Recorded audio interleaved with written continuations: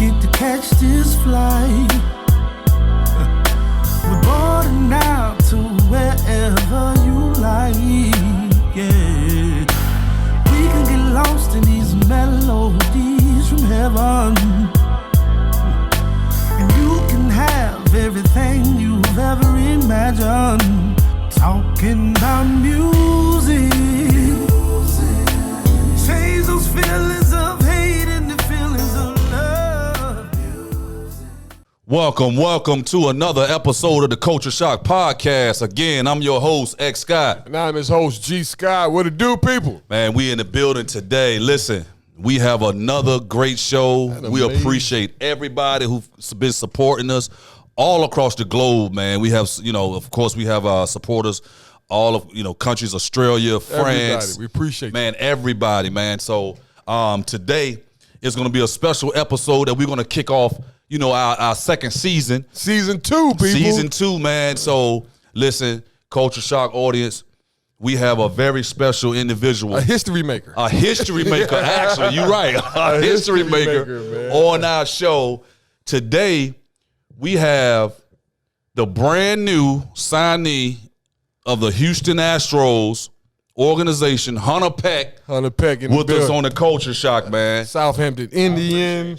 Oh, man. We want to appreciate you for coming through, For man. sure, man. Hey, look, everybody, we got a fist bump. Yeah, because we're in the Corona era now, Coronavirus. We don't want nobody to dock us for nothing, for handshaking on camera and everything like that. So we got a fist bump. Exactly, man, straight to the fist, man. So, man, listen, just so everybody can have, just a little insight, a little more about our guest, Hunter Peck.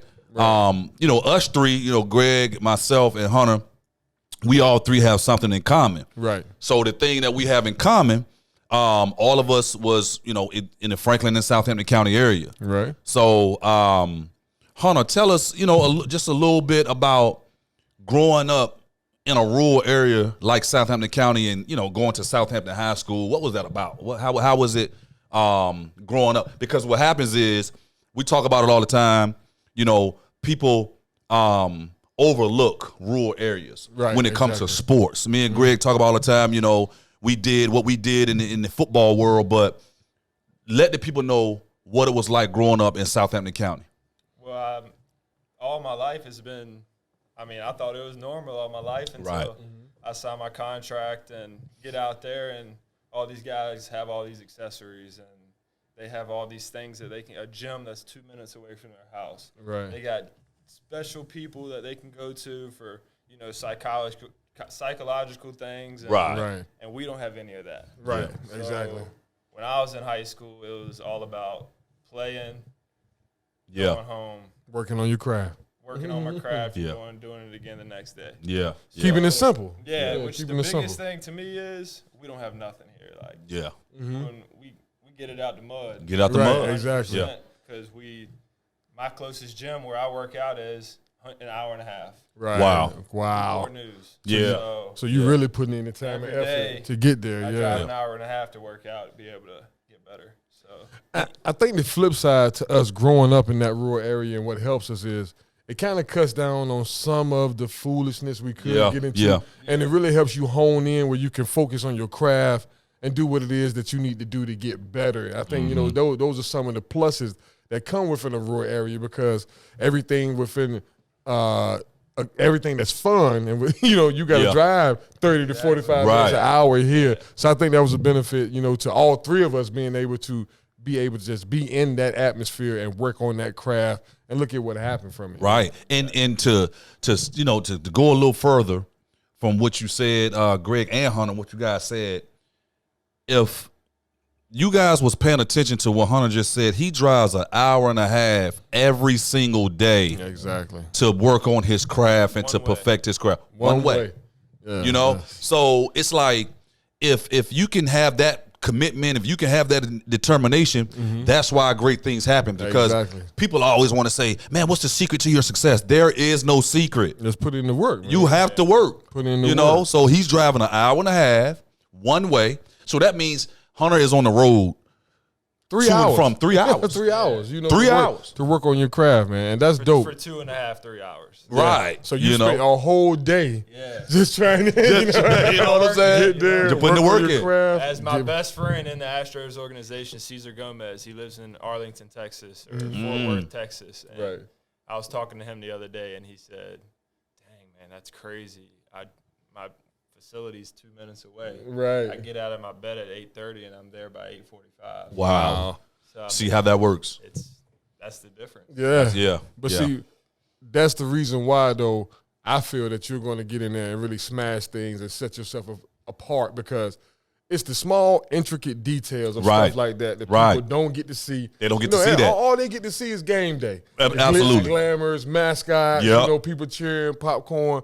You don't really get to see the behind-the-scenes stuff of how much time and effort and concentration and focus is being put into you reaching your goals. So hats off to you, man. Keep doing your thing, man. Keep working on your craft, man. And we're just, again, amazed, because for me, being almost 42 years old, growing up here in Southampton County, this is my first time sitting beside anyone that I know of was able to, of course, we had some, football guys make it out of Southampton, but you're the first, man. That's why I said at the beginning of the show, you're a history maker. The first one to be able to sign a major league contract from Southampton High School, man. So hats off to you, man. We wish hats off to you, Hunter. Hats off to you. And that's so important, man, to talk about as well, man, because we always try to pride ourselves on inspiring the next generation that's coming behind you. Right. So when you have these, like we was talking earlier, man, kids in the county league, man, Sadly, Cortland, whatever, playing that baseball in this area, now they have a benchmark. Now they can look to Hunter and say, okay, I saw his journey. Right. I saw what he did and the work that he put in to get to where he's at now, and even further. So, man, it's so inspiring. It's inspiring to me too. Yeah, exactly. So, something like that, man. Damn, I'm just like, it's hard being the first. It's hard being the first. It's hard being the first. You know what I'm saying? It's hard being the first, to be in the first, man. And it's so crazy. When I came out of high school, I was the first to have a Division I football scholarship. From Franklin High School. Yeah, so I understand it's a lot. I wouldn't even say pressure, but it's a lot of people that's around that don't have the information. Right. That's why it's important to have the information, because when I walk in your guys' high school, me and Greg talk about this probably once a week. Man, we look on the wall in the high school and it's empty. And they butt naked. Strip club. Yeah, butt naked. They butt naked. You know what I'm saying? So it's like, for me, I'm like, no disrespect. I don't want nobody in the administration, future, past, or present, to take this disrespectful. But to me, I think it's disrespectful for guys like you guys to come in and don't do what y'all have done in that building, in that school, and not get a quote unquote appreciated for it. So man, hopefully Southampton County would take steps to get that improve corrected. That, because I think that's a pretty thing of the norm. If you have kids from your school or your school district to go out and do amazing things in their profession, their dream, you want to glorify. You want to glorify that, because you never know. It might be 2 or 3 more little Hunter Pecks. There you go. In the 8th, 9th grade now that can go look at that and be like, wow, Hunter did it. Why can't I do it? You know what I'm saying? So it's amazing, bro. But Southampton County, step it up, man. We love y'all. Please. Y'all my school district, your Hunter school district. Please. You even our IT guys, Jeffrey Allen school Please, district. yes. Get it together, people. Please. Let's celebrate the people that have come through and done great things. Let's get people on the wall, man. So when other people from other regions come in there, they can see what it's like. But and for opposing schools, when they walk through that door, it's kind of intimidating. Yeah, to see all these guys that made their dream happen. Exactly. So it's like, damn, we're gonna have to bring our A game tonight because such and such came out. Even though that individual is not physically on the field, the court, or whatever, but still just to walk in these schools and see that. They're developing something. They're developing something. Something here is great. They're doing something right. Doing something right. So speaking on Southampton County School District, Hunter, tell us about your time at Southampton High. Who was your coach during that time when you were at Southampton High? My JV coach was Billy Jenkins. Right. Old Billy. And when I moved to varsity my 9th grade year, Wes Griffith. Wes Griffin, yeah. Wes Griffith was my varsity coach for my 4 years. Wes Griffin, big shout out to Wes Griffin. He was my teammate in high school. We was on the football team. Wes was a great guy.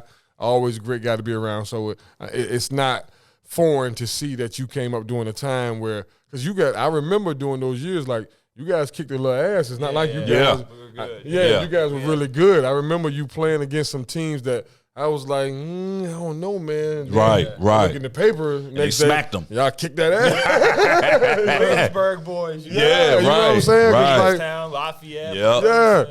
And that's something I don't think, like a lot of the kids this day, we spent our time battling against the Jamestowns, the Tabs, the Lafayettes, and the Pecosins, all these schools over there on York, Bruton, National River, Lakeland, Smithfield, So and now I think they're in the Tri-Rivers district where they kind of stay up and down 58. But tell us about your years at Southampton, though, man. What position did you play, Hunter? Tell the people what position you play, and just tell us a little bit about your time at Southampton, because you guys had a ton of success there. So I was actually a 3-sport athlete, little golf. Got you. Golf, okay. Basketball. You still play? Golf. Yeah. I suck. Yeah. I suck. We had to do some things on it. We had to do some things. But baseball, I love baseball. Yeah. Grew up playing baseball, and I played center field and pitched through high school. Right. And I always loved hitting. Right. I knew in college if I was going to be a pitcher, I couldn't hit. Right. I got to Ferrum and took the bat out of my hand. Right. Yeah. Put the ball in your hand. Yeah. So, which one did you really enjoy more, though? If you had to really pick, I know you're pitching now. The reason, I'm left-handed, so that helped me out a whole lot. Right. Yeah, you're not gonna hit. Right. Fun-wise, I miss hitting. Yeah. That was what I did at Southampton, and that was what I really enjoyed. But at Southampton, man, my junior year, we had 3-4 guys going D1. Awesome, man. You guys were stacked. Yeah, we going to the regional. Came up short, but we were very good. Had a lot of talent. I remember those times, man. Those times. After junior year, a lot of the guys left, and we kind of were shorthanded. Which it happens. It happens. Right, exactly. A rebuilding year, and I left there and went to Ferrum. Awesome. Yeah, and so with that being said, when you went to Ferrum and you played baseball, okay, what's the difference, for the next generation who may not understand high school to college? What's the difference between competing on the college level in baseball and competing at a high level in high school in baseball? Because you guys competed at a high level in baseball because y'all was good. Yeah. Right. But it's still a difference between competing at a high level in baseball in high school, taking that next step. So what's the difference? Well, for Southampton, as like we talked about earlier, not having the accessories as a lot of others. At Southampton, we were good. Yeah. But we played baseball. All we did was play baseball. Right. Exactly. As in college, I got to college and there's a whole other part of this game is you got to work out. Yeah. You got to get stronger. Yeah. And then the baseball comes. Right. So, the training. I think that was the biggest difference of being a good high school guy to you got to be a good college guy now. Right. So, that's true. I think really locking in the weight room and realizing that there's more than just baseball. And just baseball, absolutely.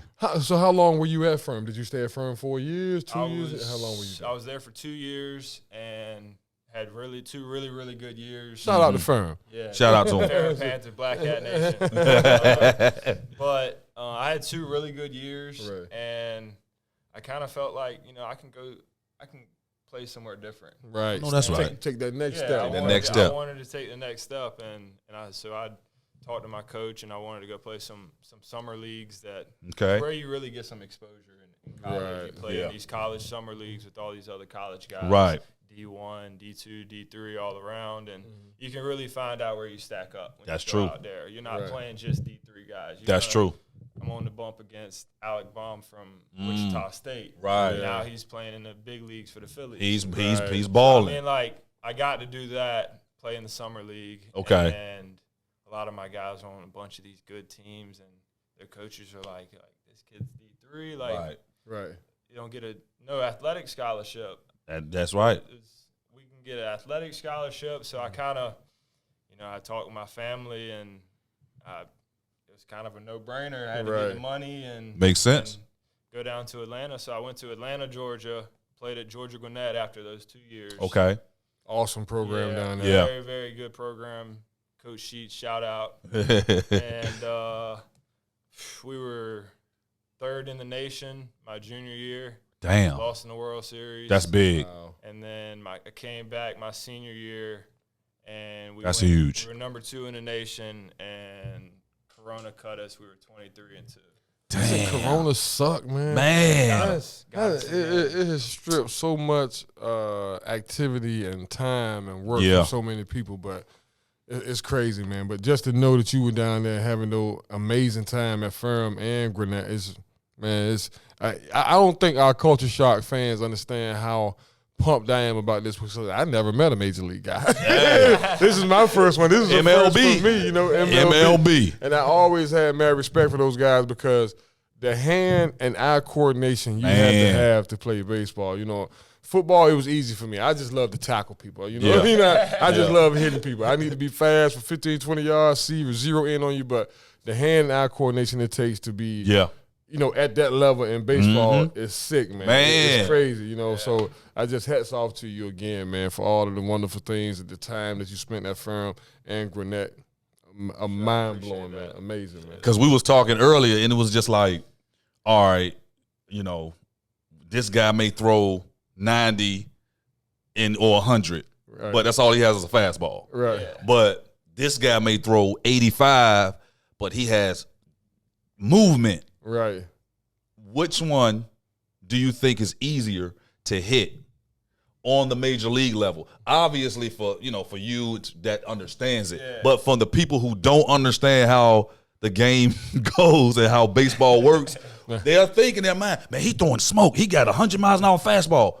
But explain to the Culture Shock fans, what's the difference between a guy with movement that's throwing 85 and a guy that's throwing 100 miles an hour with number fastballs?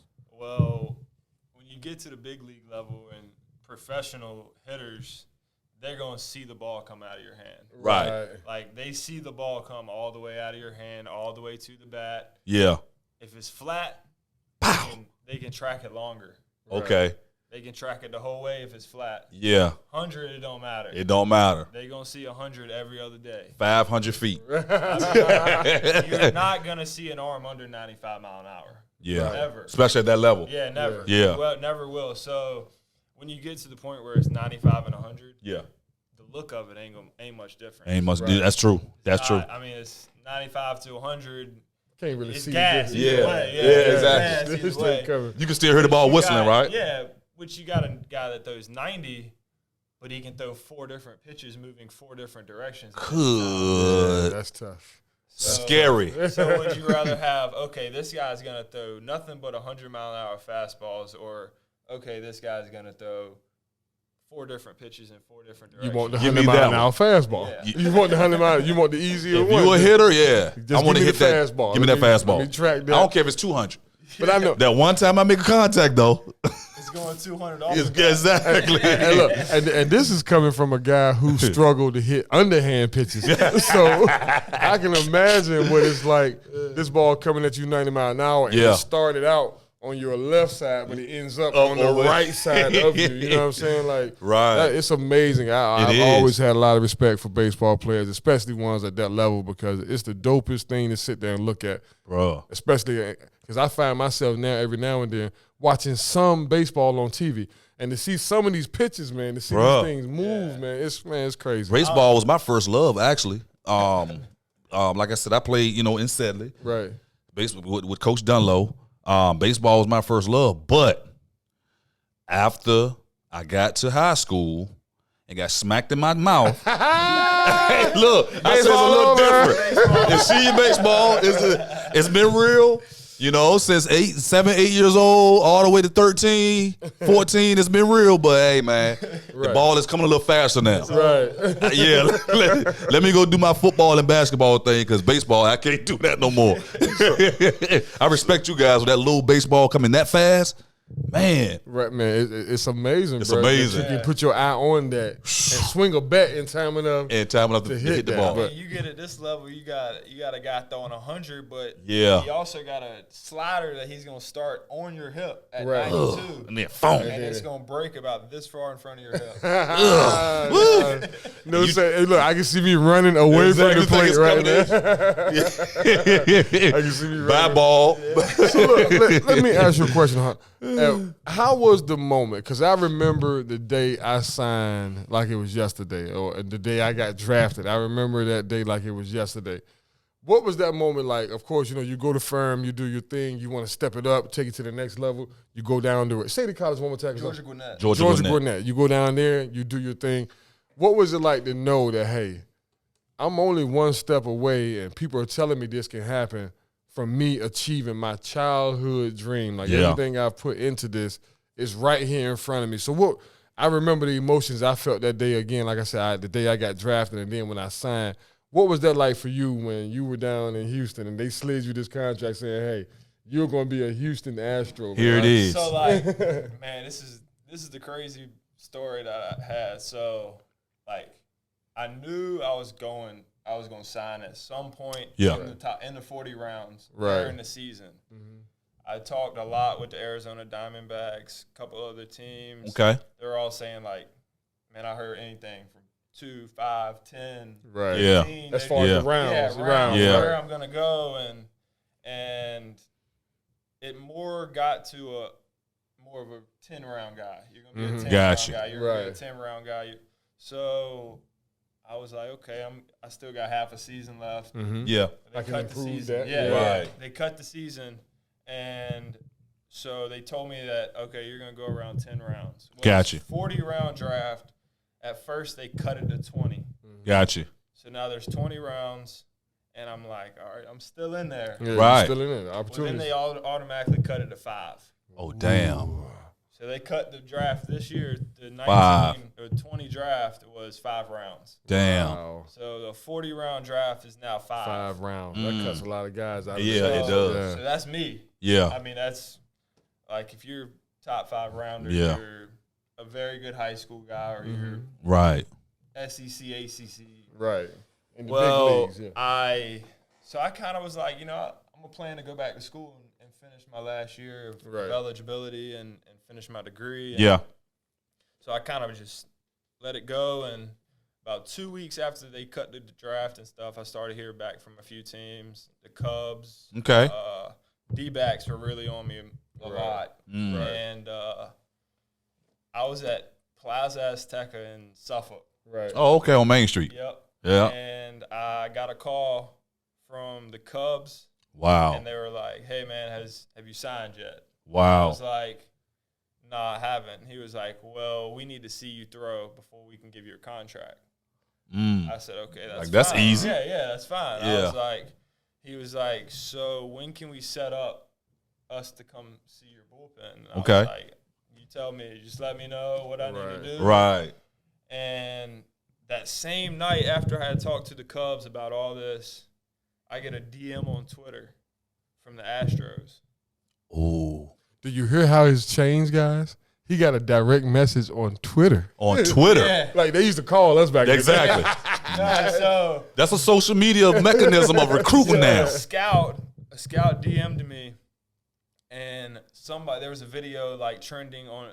It was my like highlight reel that was trending. Oh wow! Twitter, and a dude on my team was like added me and said who's gonna sign this guy. Right. Wow! And the Astros scout saw the video. We gotta have him. You had a 0 ERA. You threw 40 innings. You had 45 strikeouts and 2 walks. Right. And that's crazy. So he was like, I have to have some type of footage. Yeah. Right. To show my GM to get the contract. So I say, no problem. He said, look, man, if I fly out to Virginia, you're gonna throw a bullpen for me. And I said, yeah, no problem. Just let me know. Like I got you. 2 days later, they called me there at Richmond Airport. Hey, man, where do I need to come for the bullpen? Wow. I know you was like, he wasn't bullshit. So, boom. That's crazy. Met met up right there in Cortland at the academy. And boom, threw for him. Threw 20 pitches. And literally about an hour later, they said, we'll call you back tomorrow. So, that whole day, I'm just exactly. I'm just like, all right, like, what's going on? Like it's working. And then next nerves day I wake off up, the chain. Right. All day long, like I'm just sitting there, like, please call me. Today's the day. Right. Today's the day. It's 10:00 at night. Oh wow. The next day. So the whole day done went past you waiting. You like, damn, they didn't. And I'm just like, they didn't like it. I was like, it's done. Right. And damn. 9:30, 10 o'clock, I get a call. Right. I knew it was the Astros. Right. You knew it. And I was sitting on the recliner with my girlfriend. I was like, I got to take this call.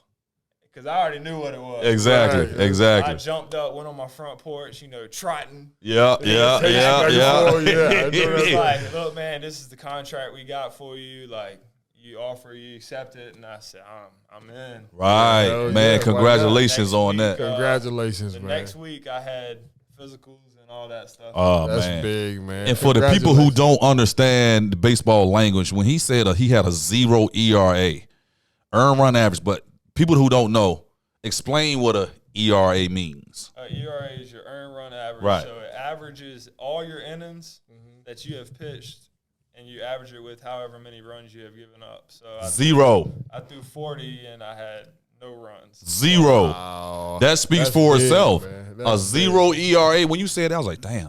Because I understand baseball. Because again, I played, but I just didn't like it no more. But now for the ignorant baseball minds like myself, I compare that to like a damn season of triple doubles. Nothing but triple doubles. Every game, 82 games of triple doubles. I gave you the work however you wanted. Every game. So, a quarterback going an entire season with 0 picks. Yeah, that's amazing, man. So if you got a 0 ERA, bro, like you had no runs scored against you. Right.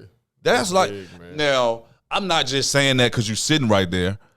That can be anyone. If you have a 0 ERA, you the truth. And you've pitched 40 You innings. pitched 40 innings, you the truth. There's only 9 innings in baseball. Because I can tell you right now, if you give a great defender 40 times to make a tackle, hell, he's going to miss 2 or 3. Exactly. You're going to miss at least 2 or 3 of them. He's going to miss 2 or 3 of them. So 2 or 3 you're going to slip away from them. That's big, man. For you It's to go huge, through that. man. Yeah, that's big. But just know here, man, that moving forward, you have a home here at the Culture Shock to come all back the and time check in with us, man. And we are supporting you, man. Like I said, and for a lot of people, y'all don't know, this is the first time we've met all day. And the vibe is crazy. This is the first time we met. So, but we are super proud of you here, man. We are going to keep talking about you. I remember the day I've read the article in the Tidewater News. Yep, me too. Hunter Peck signs to the Houston Astros. And then my first thing that came to mind was like, we got to talk to this kid. Who the hell is Hunter Peck? Yep. You know who the hell we got to talk to him. Because I had never seen that happen before in the county. So, man, that's mind-blowing still sitting here talking to you, man. Yeah. We wish you the best, bro. We wish you the best. And actually, how did you did you actually feel in college, right? Mm-hmm. Did you actually feel that you had a chance to make it all the way? Did you have to feel – because it's always this feeling. For instance, right, like I was saying, coming out of high school, even though I was the first to go and get a Division I football scholarship, but when you were in it, you don't feel it. Yeah, exactly. You kicking ass, but it's just like everybody else, like, man, you had a good.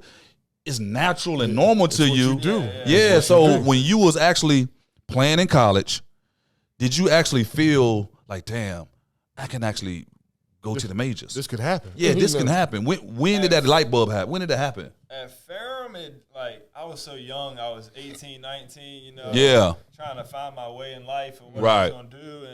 And so I didn't, obviously, everybody has the dream. Everybody, Yeah, I'm going to go play professional. But, right. when I went to Georgia and I was an All-American my junior year.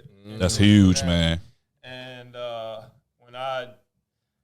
right after that season, a couple of my teammates that I've been in the pros, they were like, dude, you coming up. You got one more year. I see it.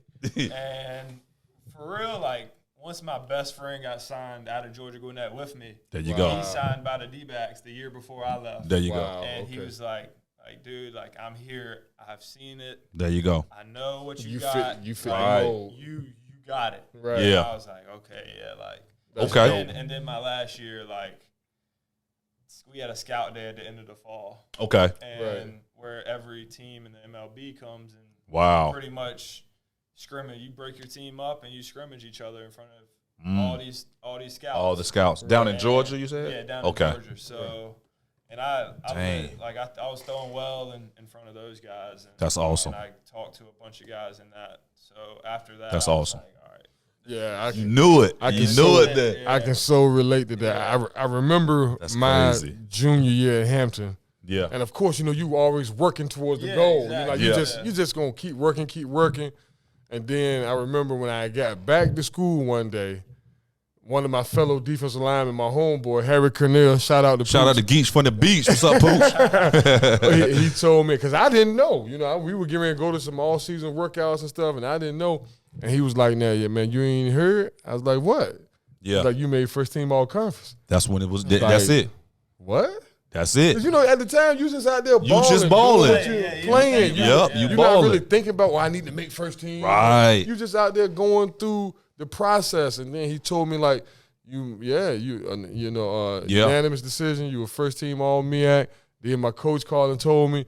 That was the moment for me when I was like, okay, hold on. If I can come to Hampton and be recognized in the MEAC conference. Like, I can do this. I'm one of their best defensive ends in this conference. Why can't I take it? You know what I'm saying? And I had seen so many guys, just like you alluded to, I had seen so many guys before me at Hampton go. And they did it. And I was like, if they can do it, why can't I do it? And you was just like you alluded to, like you had a teammate who got signed right before you did. But once you see it, man, and you're in that, the light starts to come on. That's right. You start to see people who've done it before you. And then your homeboy gets there and he's like, yo, man, I've been here.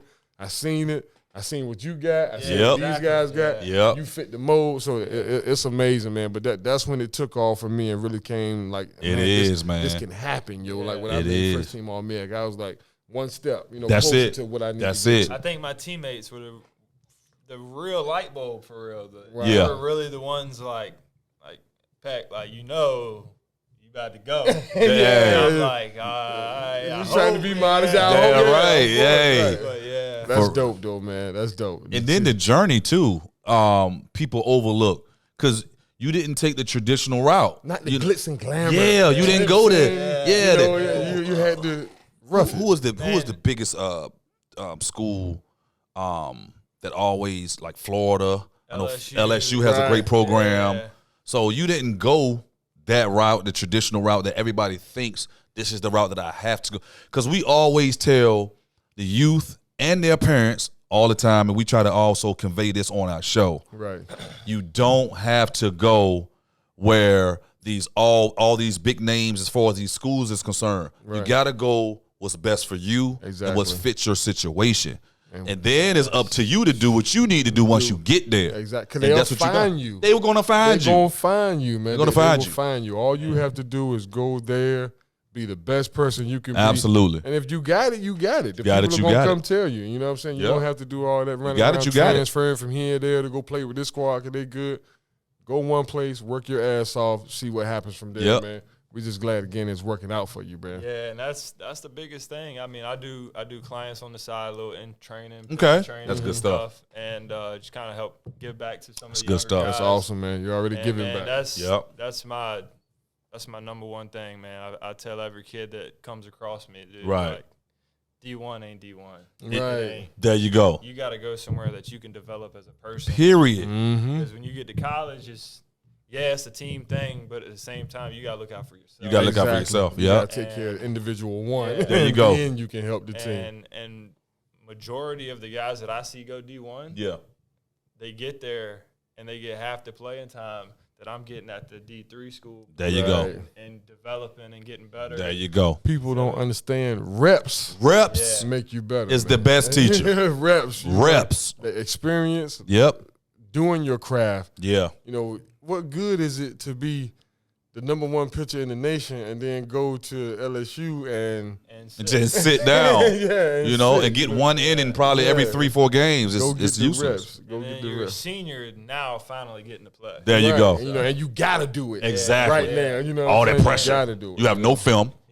You know what I mean? Who were some of the guys here locally? Because I'm sure you had some that inspired you. Who were some of our? Do you have any of our local guys that? Because I know it was a lot of guys that come from the Virginia Beach, Chesapeake area. Like, who were some of the local guys that inspired you here to be like, hey man, I can do this? There's a guy 30 minutes up the road, 40 minutes up the road from me that's doing it. Why the hell can't I do it? Well, I don't know about 757. Other than David Wright, he was a hitter. But David Wright, when it comes to pitching, as me, Goochland up in Richmond, Goochland. Justin Verlander. Okay, I didn't know he was from Goochland. I didn't know he was from Goochland.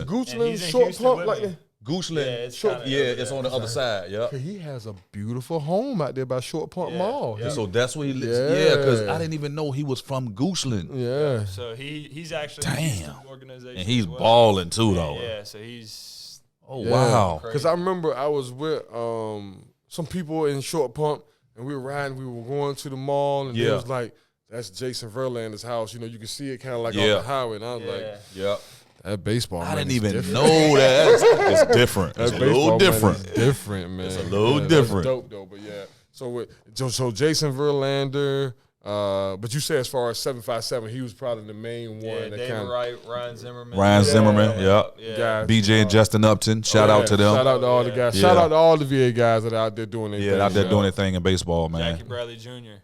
Freshman, Hopewell. Hopewell, Definitely, man. That's awesome, man. That is. And now Hunter Peck. Because your name is in the conversation now. Your name is in the conversation. Southampton County. Hey, right. All day, baby. All day. But it still feels kind of strange, though, right? Because it's you. Yeah. You know what I'm saying? It does. Because when I go in town and I go, say to Walmart, you got people who just like, hey, man, how you doing? Like, how's baseball? And I'm like, who the hell is that? Yeah, I'm like, but it's a wonderful thing, though, man. Enjoy the ride, man. It's a wonderful thing. Enjoy it, man. I never forget. Shout out to Bobby's Muffler. I got drafted in the 7th round by the Washington Redskins, and I remember the very next day, because when I got drafted, I came back home that night. I was up in Hampton with some friends, and I came back home. Shout out Big Cut. Hey, shout out Big Cut. So I'm coming down College Drive, and I see it flash up there. Congrats to Greg Scott. I was like, man, that is on the marquee.